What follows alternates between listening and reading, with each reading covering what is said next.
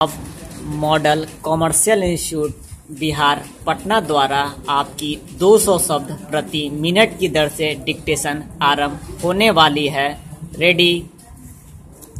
महोदय, आवश्यकता इस बात की है कि खेती के साथ साथ गोवंश की भी उन्नति होनी चाहिए, क्योंकि हमारी खेती उसी पर निर्भर है। गाय हमें दूध, दही, घी, मक्खन इत्यादि के रूप में पुष्टिकर भोजन देती है। इसके अतिरिक्त खेतों के लिए अच्छी से अच्छी खाद देती हैं, जिसको हम अपने अज्ञान से या तो बिल्कुल नष्ट कर देते हैं या उससे जितना लाभ उठा सकते हैं नहीं उठाते।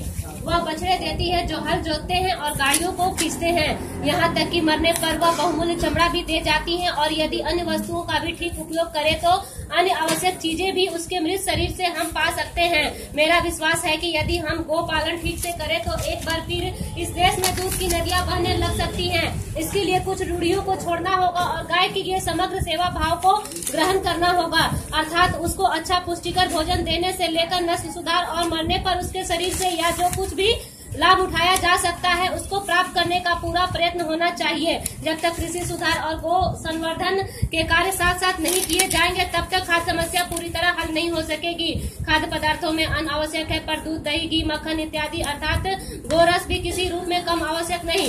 देश की कृषि अनुसंधान शालाओं को जो खेती और पशुओं की नस्ल सुधार आदि का काम बराबर कर रही हैं, उस काम के परिणामों का किसानों में पूरी तरह प्रचार करना चाहिए, तभी देश को इन वैज्ञानिक खोजों का पूरा लाभ मिल सकता है।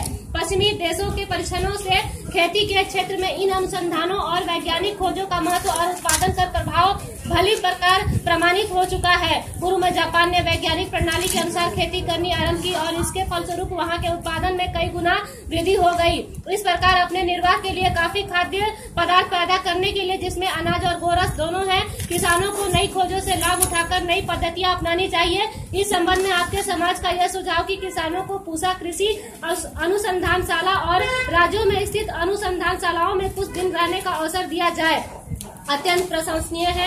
मेरा विश्वास है कि किसानों और हमारे अनुसंधानकर्ताओं के बीच इस प्रकार के मेलजोल का फल बहुत ही लाभदायक होगा, और इस प्रकार किसान लोग सभी वैज्ञानिक खोजों को समझ और देखभाल कर काम में ला सकते हैं।